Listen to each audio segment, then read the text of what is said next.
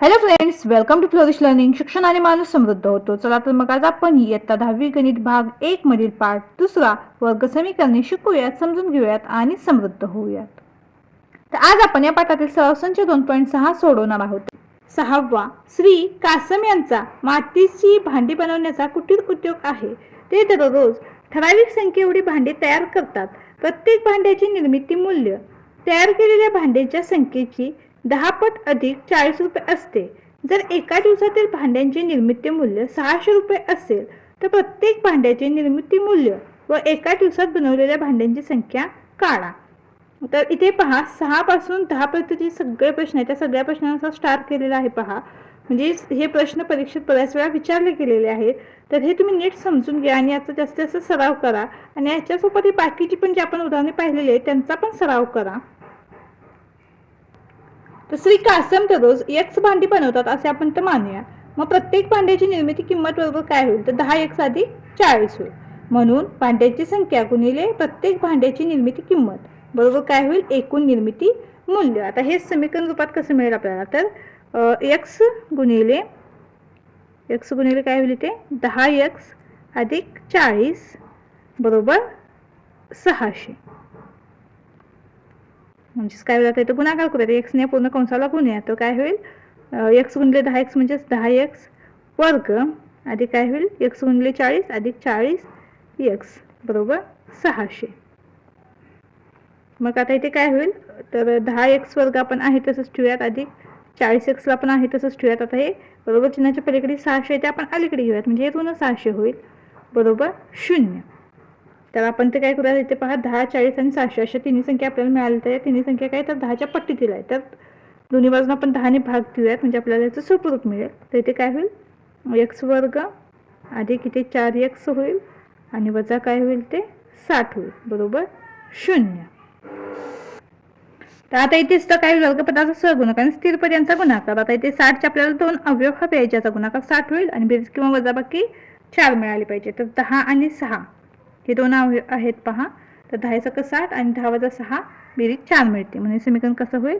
तर x वर्ग अधिक 10x वजा 6x वजा 60 बरोबर 0.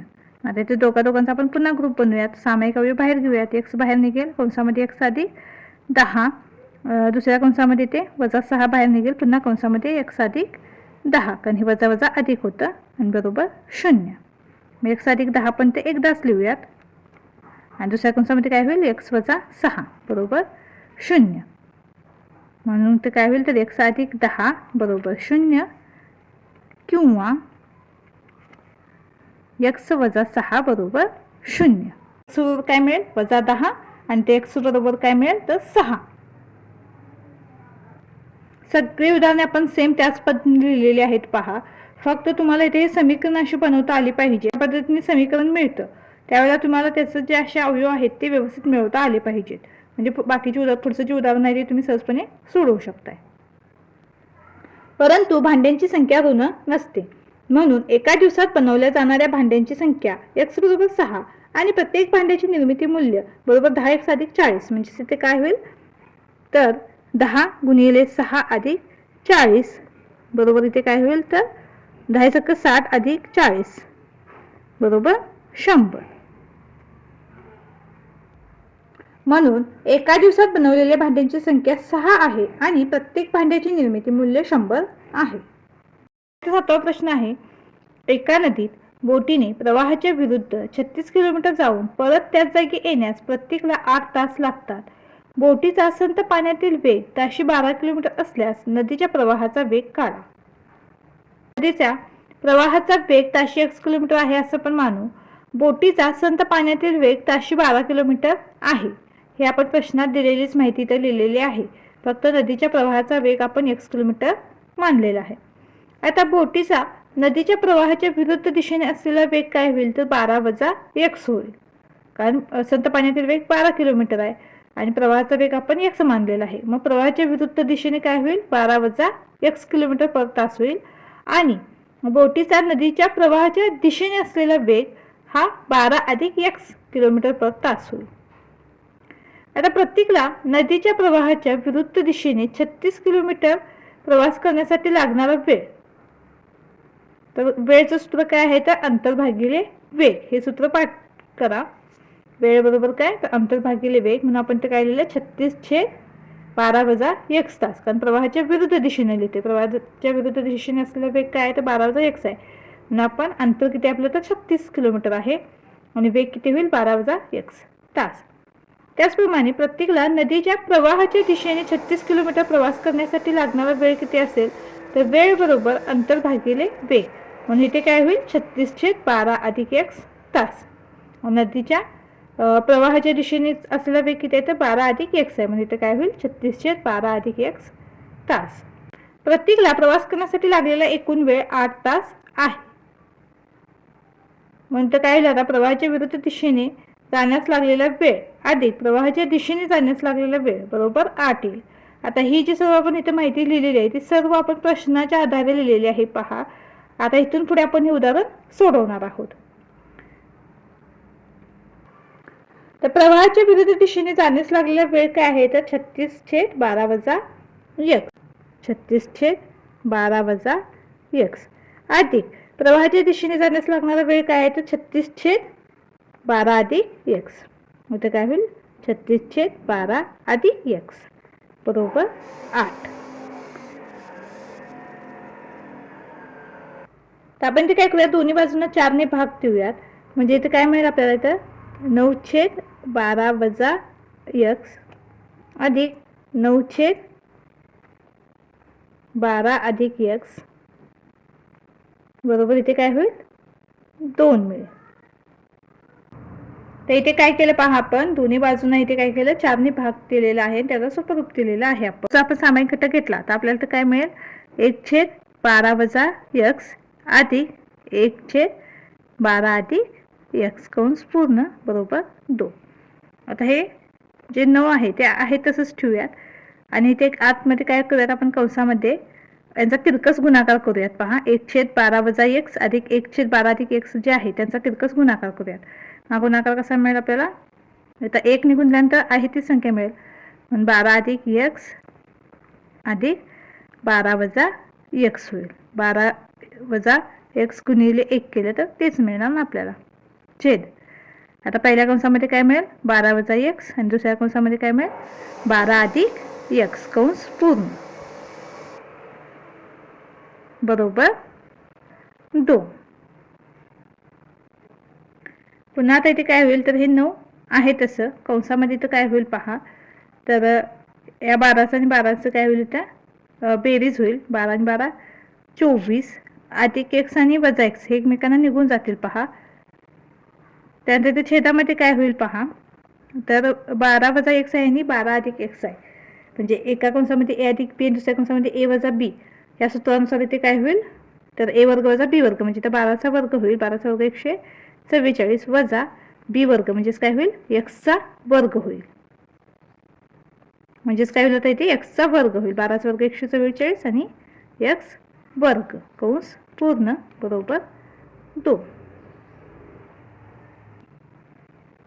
इथे आपण काय केलं लक्षात आलं का तुमच्या, या 12 अधिक 12 ची बेरीज केली आहे, अधिक x वजा x एकमेकांना निघून गेले आणि तर a वजा b a अधिक b च्या सूत्रानुसार आपण ते लिहिलेलं आहे. हे सूत्र काय येतं तर a वर्ग वजा b वर्ग, म्हणून 12चा वर्ग वजा x वर्ग असं लिहिलेलं आहे बरोबर. आता इथे काय होईल तर 9 गुणिले 24 छेद 144 वजा x वर्ग बरोबर 2.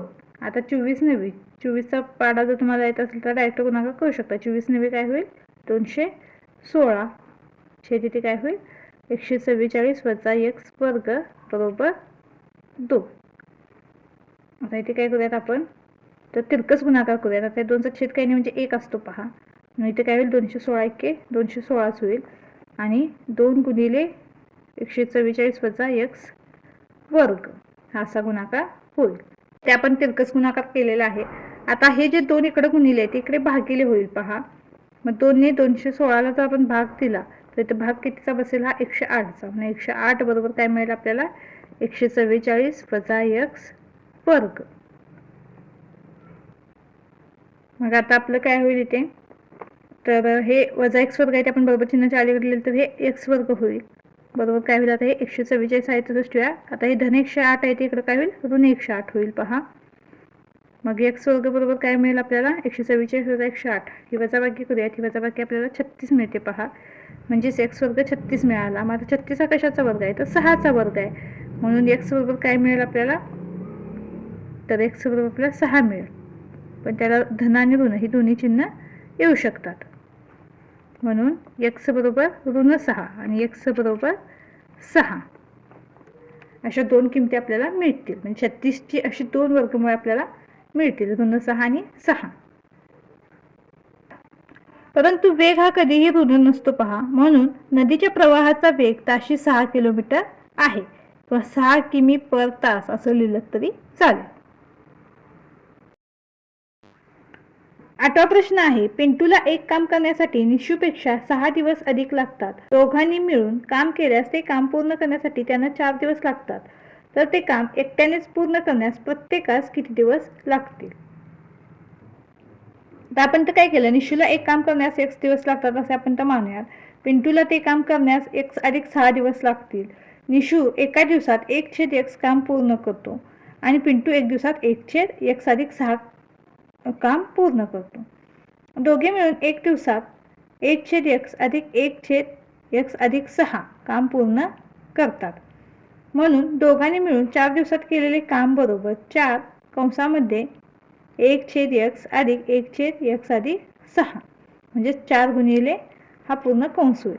मग दिलेल्या अटीनुसार काय होईल तर दोघे मिळून 4 दिवसात एक काम पूर्ण करतात. म्हणून आपण काय केलं 4 गुणिले कंसामध्ये 1/x अधिक 1/x अधिक 6 कंस पूर्ण बरोबर 1 म्हणजे एकट्याला किती दिवस लागतील हे आपण इथे काढणार आहोत. आता इथे पहा जी 4 इकडे गुणिले आहे या कंसाला ते बरोबर चिन्हाच्या पलीकडे जाऊन भागिले होईल पहा. म्हणून इथे काय शिल्लक राहील 1/x अधिक 1/x अधिक 6 बरोबर इथे काय होईल 1/4 कारण हे गुणिले आहे तिकडे भागिले होईल. आता इथे आपण यांचा तिरकस गुणाकार आधी करून घेऊयात. मग इथे काय होईल 1 ने गुणला तर x अधिक 6 आहे तसंच मिळेल अधिक हे x सुद्धा आहे तसंच मिळेल. छेदामध्ये काय होईल इथे x गुणिले x अधिक 6 कंस पूर्ण बरोबर 1/4. आता इथे काय होईल पहा x अधिक x 2x अधिक 6 आणि छेदामध्ये काय होईल x गुणिले x वर्ग अधिक 6x बरोबर 1/4. आता आपण ते काय करूया 2x अधिक 6/x वर्ग अधिक 6x बरोबर 1/4 इथे यांचा तिरकस गुणाकार करूयात. नंतर काय होईल म्हणून 4 गुणिले कंसामध्ये 2x अधिक 6 कंस पूर्ण बरोबर आता 1 ने गुणल्यानंतर काही फरक पडणार आहे का तर हे x वर्ग अधिक 6x आहे तसंच मिळेल. मग आता इथे हा गुणाकार करूया 4 दुनी 8x अधिक 24 बरोबर हे x वर्ग अधिक 6x आहे तसे. आता इथे आपण बाजूंची अदलाबदल करून घेऊयात x वर्ग अधिक 6x इकडे लिहूयात आणि बरोबर हे 8x अधिक 24 बरोबर चिन्हाच्या पलीकडे लिहूयात. काय केलं सर्व पदे एकत्रित लिहून घेतली. x वर्ग अधिक 6x आहे तसंच राहील. आता हे धन 8x आहे ते बरोबर चिन्हाच्या पलीकडे येताना काय होईल ऋण होईल ऋण 8x आणि धन 24 आहे ते सुद्धा इकडे काय होईल ऋण 24 होईल. मग इथे पहा 6x वजा 8x यांची वजा बाकी होईल आणि किती मिळेल आपल्याला ऋण 2x 6 वजा 8 धन 6x आणि ऋण 8x आहे. मोठ्या संख्येतून लहान संख्या वजा होईल आणि चिन्ह मोठ्या संख्येचं x वर्ग वजा 2x वजा 24 वजा 0 अशा पद्धतीने आपल्याला हे समीकरण मिळेल. आता इथे सुद्धा काय वर्गपदाचा सहगुणाकार स्थिर पद यांचा गुणाकार तर 24चे 2 अवयव असे हवे आहेत आपल्याला की त्याचा जो गुणाकार आहे तो 24 आला पाहिजे आणि बेरीज किंवा वजाबाकी मधल्या पदाचा सहगुणक मिळाला पाहिजे.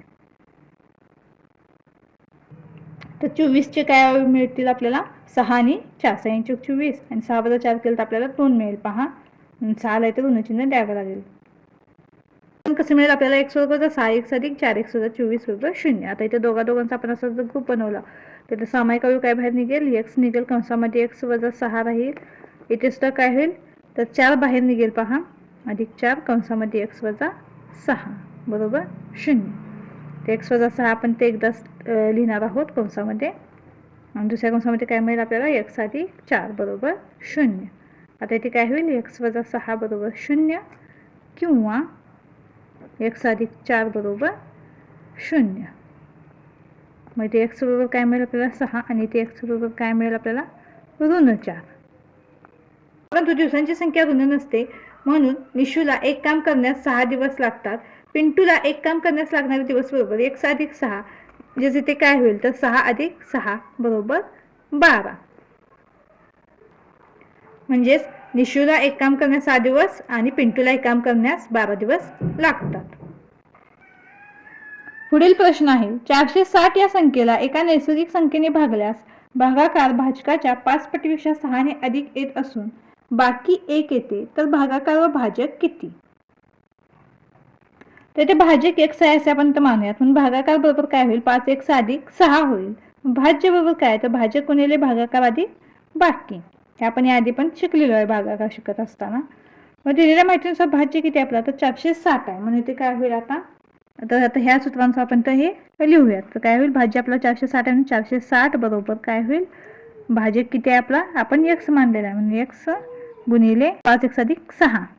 ते गुणिले काय करूयात 5x अधिक 6 आणि बाकी किती आहे आपली 1 आहे अधिक 1 बरोबर काय होईल आता हे 460 आहेत तसंच बरोबर. आता x ने पूर्ण कंसाला गुणूयात. मग काय होईल x गुणिले 5x वर्ग अधिक x गुणिले 6x आणि हे अधिक 1 पुन्हा आहेत तसे. आता इथे काय करूयात बाजूंची आपण आदलाबदल जर करून घेतली तर हे काय होईल 5x वर्ग अधिक 6x अधिक 1. बाजूंची आदलाबदल केली तर 460 आहे ते याच्या बरोबर समोर येईल.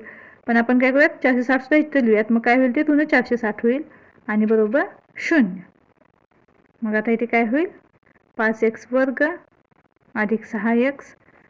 आता 1 वजा 460 वजा बाकी होईल आणि वजा काय मिळेल आपल्याला इथे 459 बरोबर 0. आता इथे x वर्गपटाचा सहगुणक आणि स्थिरपद यांचा आपण गुणाकार केला तर 5 गुणिले 459. तर हा गुणाकार आपल्याला 2295 इतका मिळतो पहा. म्हणजे 2295 इतका मिळतो. तर आपल्याला काय करायचे 2295चे असे दोन अवयव हवे आहेत की ज्याचा गुणाकार 2295 मिळाला पाहिजे आणि त्यांचे बेरीज किंवा वजाबाकी या पदाच्या सहगुणका इतकी हवी.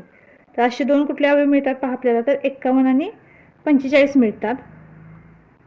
आपण तर काय करणार आता हे 5x वर्ग आपण आहे तसंच लिहूयात अधिक काय होईल 51x वजा 45x वजा 459 बरोबर 0.